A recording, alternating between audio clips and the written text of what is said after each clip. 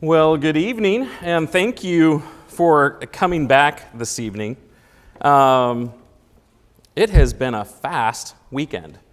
Gospel meetings and workshops, especially weekend ones, they're really intense. You pack a lot of stuff into a short period of time, and I want to thank those who consistently came out, starting Thursday night and then all the way through this evening, and how attentive you've been and the great questions that you have asked as we've gone through some of these studies. And some of the things that you've shared just about your experiences. I think there's just so much value in brothers and sisters in Christ to share those things together and kind of figure life out together as they follow Jesus. So thank you for that. I want to take the opportunity to offer a special thank you to the church here. I know a lot of parents would love to do the same, but our son Keenan has been here every single year he's been at school. And you all have been a fantastic church family to him, and so thank you for that. Thank you to the elders for the way that you've been shepherding, and Josh and JP, thank you guys for the time that you've invested in him. I mean, it had to have been a lot. I'm just kidding. Thank you guys. We really appreciate it. And we look forward to maintaining those relationships moving forward, and as we send more kids down here, hopefully they'll land over here as well.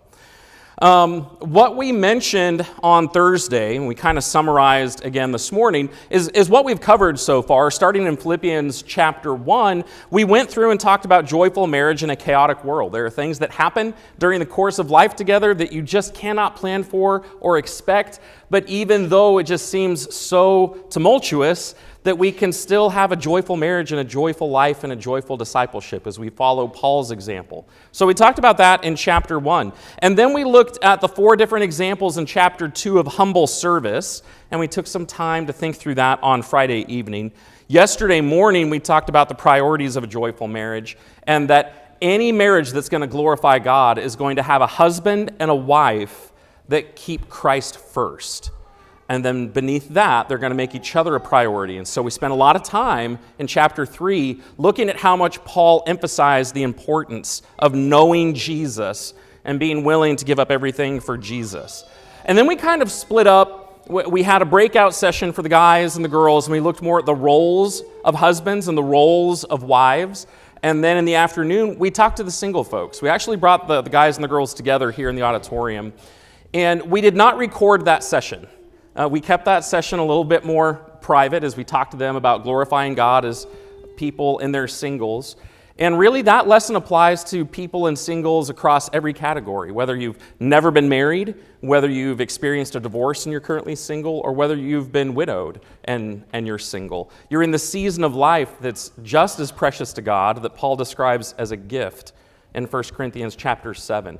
And even though we didn't record that session, that's a lesson that I've done several times over the years. So if you're curious what we taught and what we talked about, just jump online and Google that, glorifying God as a single person, and we'll try to get that material to you. This morning we talked about working through conflict, and then tonight, as we close out Philippians, we're looking at the idea of contentment. And I always try to find some kind of image that relates to the idea, and it is really hard, how am I going to portray contentment? And I could not imagine anything more contented than a baby that's well-fed and sleeping. So I'm not saying that men are babies and that's where we're going with marriage. I'm not saying that. I'm just saying that's a really great picture of contentment. And we all want to learn to be content in marriage, and Paul is going to talk about that in these verses. So we're in Philippians 4, verses 10 down through verse 23. So if you're not yet there, I would encourage you to go there. And just like this morning, we're going to cover the whole paragraph and make about 4 or 5 major points and then make some application. All right, so let's start in verse 10 as Paul begins to conclude the epistle. I rejoiced in the Lord greatly that now at length you have revived your concern for me. You were indeed concerned for me, but you had no opportunity. And it's really hard to read one verse and just a couple of sentences in a larger context. But if you remember, Paul is in prison. This is one of those prison epistles. And the Philippians, who are so close to him and so personal with him, found out that their friend and mentor, this apostle, was in a difficult position. And we know from chapter 2 that they had sent a gift through Epaphroditus, that Epaphroditus had risked his life to deliver this gift to Paul, because in the first century, in a lot of instances, those who were incarcerated were not taken care of by the state or by the prison. They were provided for by family and friends. And so when they heard that Paul was in prison again and that he had a need, they rushed to be able to do something for him. And what he pointed out back in chapter 1 is that they were partners with him in the sake of the gospel from the very beginning. So back in Acts chapter 16, you think about how Lydia, as soon as she becomes a Christian, she's like, hey, you're staying at my house. As long as you're here and you're preaching, I'm putting you up here. And that was her way of participating with him in the spread of the gospel. And that mentality was just there in that church from the beginning. But there's this really neat idea in that verse. I want to zero in on it. I rejoiced in the Lord greatly that now at length you have revived your concern. You've revived. And that word, from what I understand, is a pretty neat word. There are some paraphrases that will say, your concern bloomed again. And I just like the imagery there.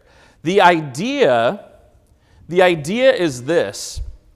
There are some flowers, there are some plants that during certain seasons, typically winter, they'll go dormant. And they'll go to sleep. And on the surface, it looks like they've died, but they're not dead. And then come the next year, with the right circumstances, with enough energy stored up, and the ground warms up, and they get enough hydration, and they get enough sun, and the temperature is just right, then it sends shoots up, and it'll bud and blossom again.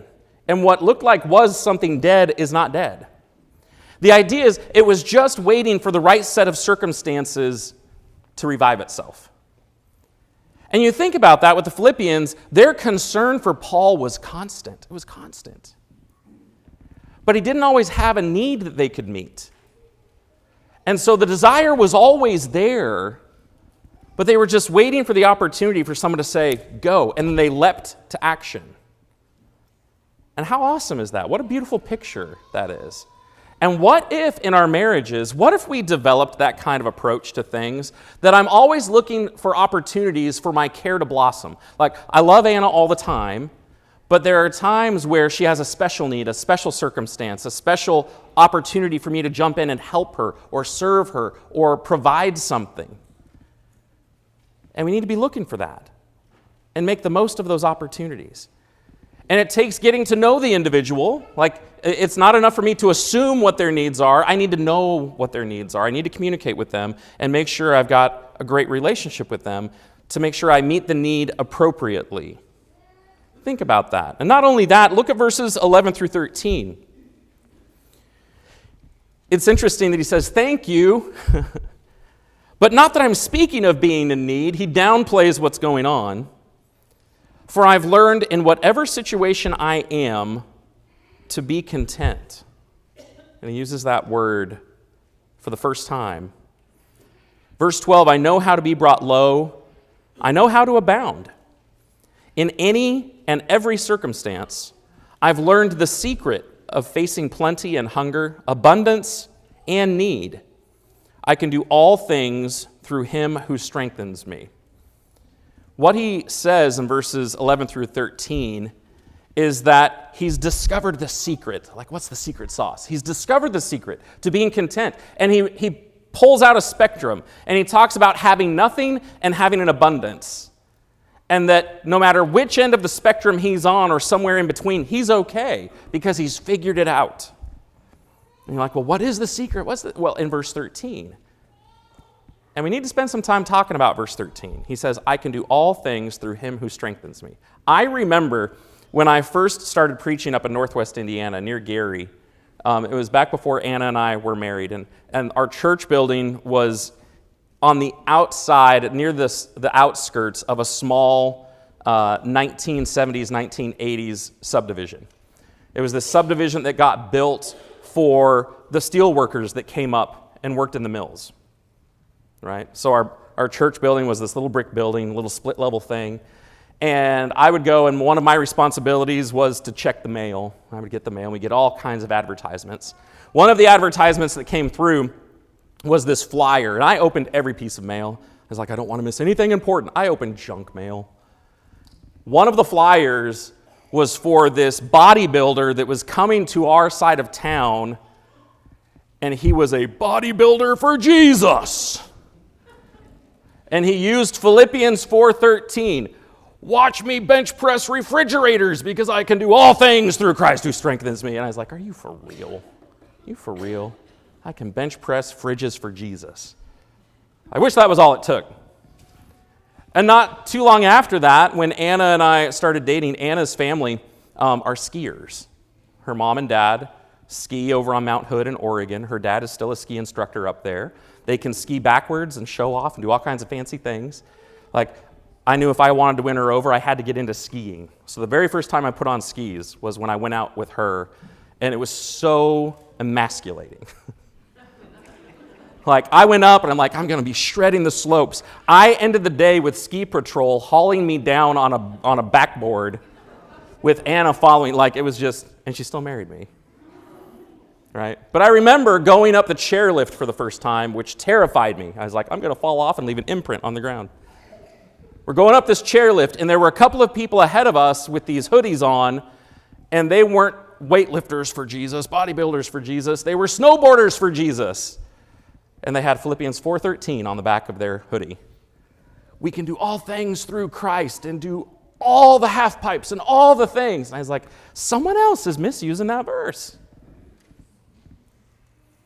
That's not what that verse is talking about. That verse is not talking about I can do impressive, showy things and really impressive athletic things, and I can use my body in ways that you just don't believe. That is not what that verse is talking about. Put it back in the context. This spectrum of having abundance or nothing. And he's saying, I can either have abundance or nothing because of Jesus. Why? You have to go back to chapter 3. Because he's got Jesus. When you go back to chapter 3, the point was, I count all things as loss for the gain of knowing Jesus. So as long as I've got the most important essential thing, it doesn't matter how much I've got of everything else. And that idea of contentment is to have enough for the thing. That's one definition of contentment, to have enough for the thing. And he's saying, if I've got Jesus, I've got enough for whatever I face, whether it's a lot or a little. And I hope that that's helpful to think about that. What about in your marriage? This is going to be a really delicate thing, right?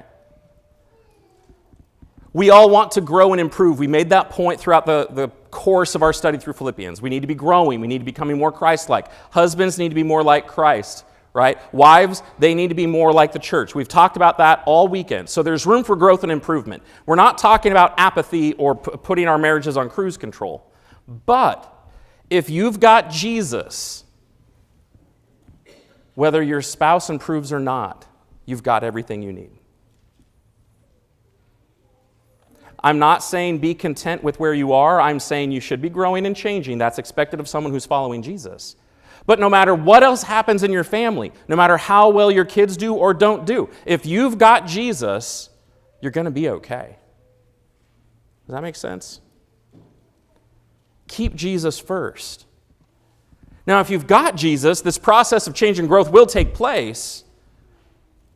Let's take it a step further, maybe in a slightly different direction. I was in a group of guys once, a bunch of married guys, and we were joking around, and there was somebody a little bit older than me, and he was asking me and somebody else, and he's like, what kind of woman is your kind of woman? And we'd been married for a while, and I'm like, well, that's kind of a weird question to ask. And I was like, I'm not sure how to answer this. This is a trap. This is a trap. And he was just smiling really big. And neither of us answered, which was the right thing to do, because we didn't know where it was going to go. And he smiled, and he's like, that was a good answer, guys. He's like, let me tell you, I know what type of woman is your type of woman because you married her. And I was like, yes, that's the right answer. That's the right answer. His point was, for those of us who are married, You've married your type of woman. You've made your selection, and you chose her, and you need to be content with her and who she is and what she's about, and cherish her and love her as Jesus does. And that's it. Like, the decision's done. The time to be thinking about, well, what type of woman? That ship sailed. You made a choice. And vice versa. Ladies, I know what type of man is your type of man, because you married him. You chose him. And for better or for worse, richer or poorer, sickness and health, like, you entered into a covenant with that person. And so all the jokes that people make out in the culture about, hey, we're going to get to a certain age and we're going to trade in, we're going to trade up, that is just not appropriate conversation. You need to love and cherish and appreciate the spouse you committed to. Does that make sense? And we need to value them. And jokes like that really shouldn't have a place in a Christian's marriage. So discover the secret of contentment. If you have Jesus, you have everything that you need. Look at verses 14 through 16. If he's not careful, he just told these people who sent him money and a guy who risked his life to deliver it, hey, that was sweet, but I really didn't need it. Like, if the epistle ended right there, he just offended a bunch of people. Like, that was really kind, but That's not where he ends it. He follows up really quickly and says, yet it was kind of you to share my trouble. And you Philippians yourselves know that in the beginning of the gospel, when I left Macedonia, no church entered into partnership with me in giving and receiving except you only. Even in Thessalonica, you sent me help for my needs once and again. Do you realize what he's doing there? In each verse, what he's saying is thank you. Thank you, thank you, thank you. In every single verse, he's communicating his gratitude for what they've done. And listen, we'll make this point here because he doesn't really state it. You just kind of have to understand some things about the epistles and Paul's relationship with the churches. Paul did not accept money from just anybody. He was selective in who he allowed to send him money. When it came to Corinth, Corinth was not mature enough to send him money. He didn't accept money from Corinth because they would have seen it as this boasting point, like, we supported Paul, and made a big deal out of it. And so he did not accept money from Corinth. The fact that he accepted money multiple times from Philippians said something about their maturity, that they weren't wearing it like a badge of honor. They were sincere in their desire to carry his burden. And so he says, thank you. And he acknowledges the sacrifice.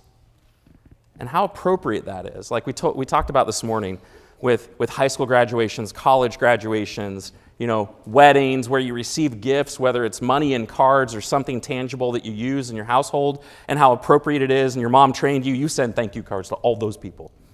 Like, you let them know, I appreciate what you have done to sacrifice for me. And we need to be doing that in our marriages. We need to learn to communicate gratitude in our marriages. So often we wind up forgetting to say thank you, and instead we nitpick about the little tiniest things. And over time, the nitpicking gets bigger. Instead, we need to learn to be more grateful and look for opportunities to say thank you. Like, there was this moment, I think I was in high school, and a buddy and I were going through a drive-through, something quick and easy to get. And look, this is back before the Chick-fil-A days where everyone responded with, my pleasure. So we're going through the drive-thru, and it was probably something cheap like McDonald's or Burger King, because that's just like the garbage that we ate. And we're going through the drive-thru, and we got up to the window, and the kid gave me the food, and I took it, and I said, thank you, and they looked a little startled, because I had said thank you at the microphone, and then I said thank you at the window, and I got the food, and my buddy was like, what is wrong with you? I was like, well, what do you mean? And he's like, you just said thank you twice at the same restaurant to the same person for the same order, and like, they're just doing their job. And I think my response, because I was in high school and just I was like, dude, how'd your mom raise you? Like, someone just did something, you say thank you. And we had this conversation back and forth, and the point that I was trying to make as I thought through it, because it had been habit, like you just say thank you. And true, they were doing their job. But they were doing something that I couldn't do for myself. Like, I don't have the authority to go behind that counter and go over to the fryer and, cook up the really disgusting fries and put them, I can't do that for myself. And I can't go to the milkshake machine and make whatever it was that I can't do that. They had to do it. And if they didn't do it, then I wasn't going to get an order. And there's something about this that I think the more grateful we are and we acknowledge those things, even those little things, they combat an attitude of entitlement and pride. And they combat us taking things for granted. You ever felt that way in your marriage? Like you do these little things, and you do them every day, or every week, or every month, or every year, and you keep doing them. And the thank yous kind of dwindle, and you just kind of expect them to do it because they've always done it. And then instead of hearing the thank yous, the complaints pile up. And then you've just got people feeling taken for granted and not seen and underappreciated. But all of that could be addressed if we continue to express gratitude and understand, I don't deserve any of this, and they're doing things for me that I can't do for myself. Or maybe you can do them for yourself, but they're doing them for you to save you time or because they love you. Tell them thank you. We need to communicate our gratitude more often instead of developing these attitudes of entitlement. Look at verses 17 through 20. 17 through 20. He goes on to say, not that I seek the gift. Like, I'm grateful for the gift. Thank you, thank you, thank you, is what he says in 14 through 16. But then he says in 17, look, I really wasn't looking for the gift. That's not what I was seeking. But I seek the fruit that increases to your credit. I've received full payment and more. I'm well supplied, having received from Epaphroditus the gifts you sent, a fragrant offering, a sacrifice acceptable and pleasing to God. And my God will supply every need of yours according to his riches in glory in Christ Jesus. To our God and Father be glory forever and ever. Amen. And then he has his typical closing in the greeting in verses 21 through 23. What is he saying in 17 through 20? Was he in need? Yes. Did they supply his need? Yes. Did they supply his need at risk to themselves? Yes. But he's like, I'm not super concerned about the gift. Instead, he's thinking through, hey, the gift that you're giving is a spiritual benefit to you. God sees it as a sacrifice. God sees it as a fragrant offering. You doing what you're doing is pleasing to God. And so he's not just thinking about how his circumstances have gotten a little bit easier and lighter. He's thinking about, man, this was a good thing for you.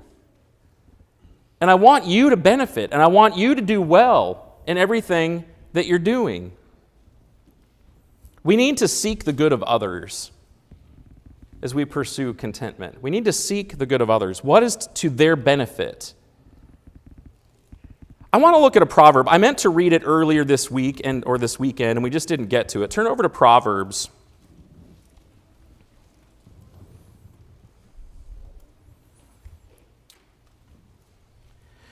And let's go to Proverbs 27 and verse 23.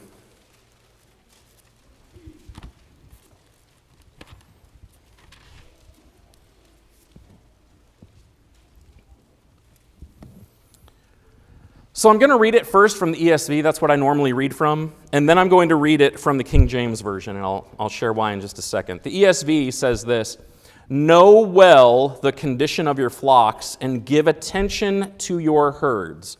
The thought is continued in verse 24. For riches do not last forever, and does a crown endure to all generations? The answer is no, so you need to pay attention to your flocks. Know well the condition of your flocks and give attention to your herds.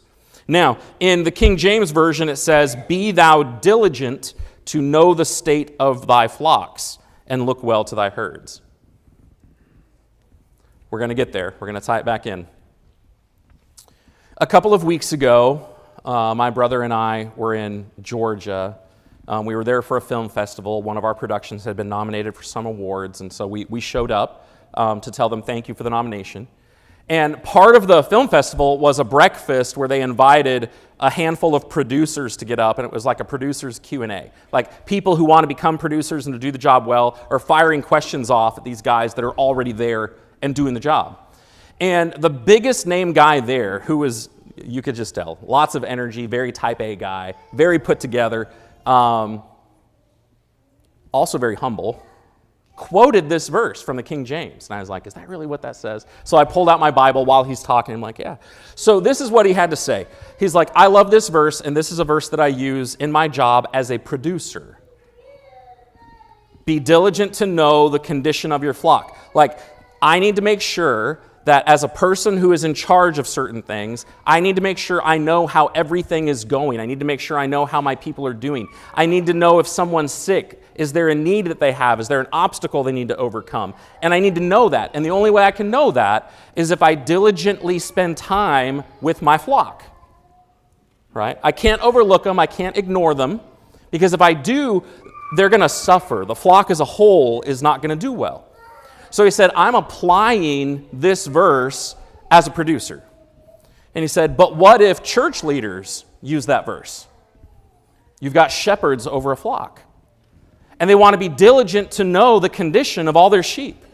You know, who are the strong ones, who's weak, who's struggling, who's sick, who's whatever.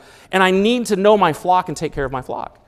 And so he shared that, and then he kind of moved on to the rest of his answer, and my brain kept going. Well, what about as a father?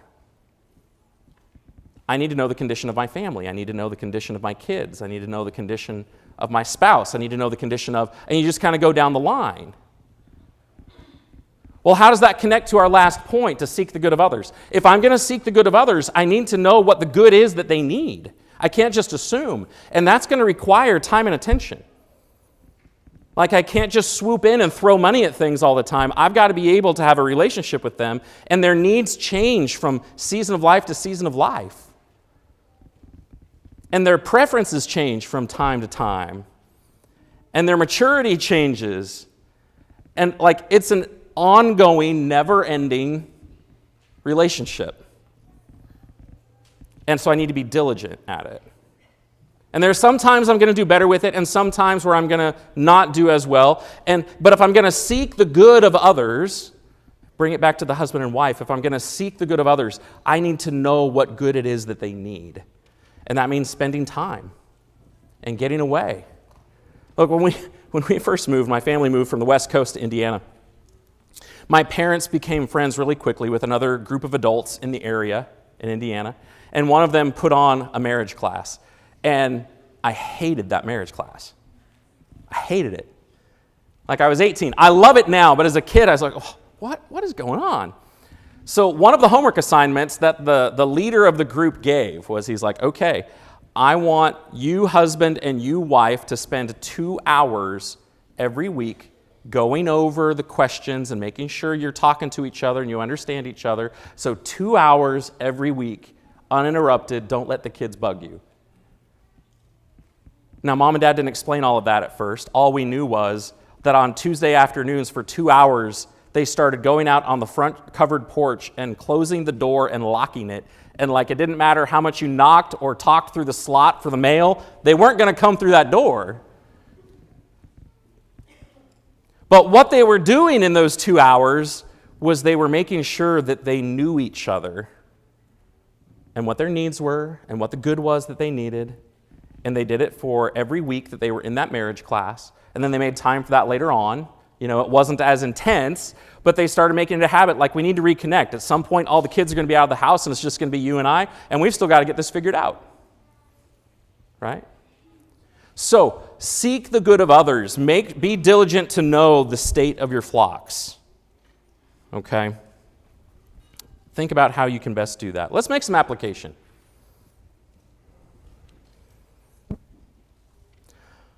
First off, what opportunities is God providing in your marriage for care to blossom again?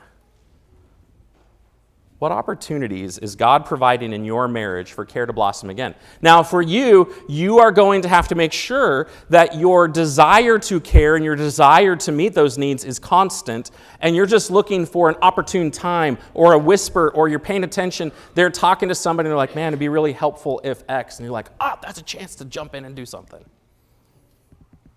Okay? How can you do that? Are you maintaining your care for them? And are you listening and looking for those little things? And how does Paul's secret of contentment apply to your marriage?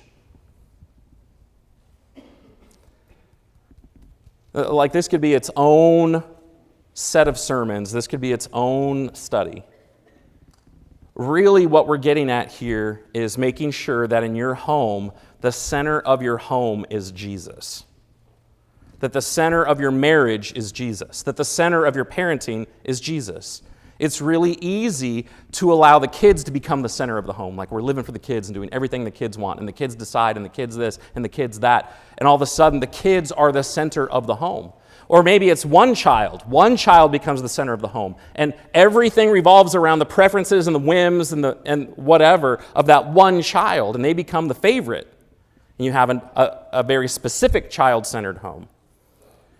Or maybe one of the spouses has unintentionally, maybe intentionally, taken on the center of the home. Everything revolves around my whims and likes and wishes, and we're just capitulating all the time. Look, Jesus is not the center of those homes. An individual is. And no home is designed to have a person at the center of it. Homes are designed to have Jesus at the center of it. And so we need to think through and make sure, like, it's really easy, it's so easy over time to let other things slip into the center. We need to constantly be evaluating and saying, hey, how do we get Jesus back at the center of all this? It's not about you, it's not about me, it's about Christ. If I value Christ above all, then how is this going to work? And if I have Christ, regardless of what you may choose, I'm going to be okay because we've got Christ. What about the idea of gratitude? Would you say that you complain more than express gratitude for your spouse, or the other way around? Which do you do more? Complain or express gratitude? And listen, depending on how you complain and the way you complain and the tone you complain and the volume that you complain with, it can undo a lot of thank yous. We need to be really careful when we're communicating, I've been hurt, or there's something wrong. We need to be careful about the words and the way that we communicate it, because it can undo a lot of gratitude. So be thoughtful about that. How could you improve or do better with that this week? What kind of note or thank you or sweet thing can you do? There's one of my sister-in-laws one year for Christmas. She's super, super crafty in a good way. Like, she likes to craft. She's not sneaky. Thank you for laughing at that and getting that joke. One year for Christmas, what she gave all of us married couples is she gave us a picture frame that had glass in it, that had a plain black back to it. There was nothing inside of it. And she decorated it a little bit, and then she gave us all some dry erase markers so that we could write notes on the picture frame to our spouses. Anna wrote something so sweet on that to me years ago that touched me. It was so thoughtful. So I stole it. And I've still got it. She hasn't been able to write anything else on it because I took it. And it's still there. And someone would read that and they're like, well, that's just kind of a silly little thing. But to me, it meant a lot. What are some creative ways that you can express your gratitude to your spouse or to your kids or to your parents or to somebody this week in a creative, thoughtful way? I just gave you one. So if picture frames start showing up all over the place, you're welcome. And I should place stock somewhere. What about the last one? How can you seek the good of your marriage and your family this week? How can you seek their good? To realize that the things that they're doing and the things you want to encourage, are for their benefit. You're not selfish about it. You're trying to help them benefit spiritually from the decisions that they're making. And if you connect Proverbs 28 to that, it's going to start with maybe you need to know them better. And so take the time to invest in them to get to know them better. And that you might have to get creative with that. You know, I realized in my early 20s, because we grew up in Oregon and then we moved to the Midwest, like we are states away and hours different in time zones from family members that are still back there. Like the whole family didn't move, it was just us. And so we had grandparents and uncles and everything else. And I was trying to figure out, like, how do I stay connected with those people? I only see them every so often, but how do I stay connected with those people? And I got the idea from somebody. Like, I was driving a lot to Bible studies. There was one weekly Bible study that took me 40 minutes each way to get there. That's 80 minutes with traffic, 90 minutes once a week. And so there were 2 different family members out of state, and I was like, that's my time to connect with them. I'm going to call one on the way out, and the phone call will end when I get there. And then the other one I'm going to call on the way back home. And that's my way to connect with them and stay current with them and, like, how are you doing and what are you thinking? And, like, what's life like for you? And they're staying connected with me. Get creative. How can you connect with the people in your home so that you know what the good is that they need and not assume? Right? Let's wrap all of this up. You all have been so patient. You've been troopers. It's been a marathon and you're at the finish line. Okay? Thank you for going through Philippians with us this week. I've heard several people say, this is not what I expected. I hope that's good. One of the things that I hope is that you've come to realize how much there is in the Bible to apply to your everyday life.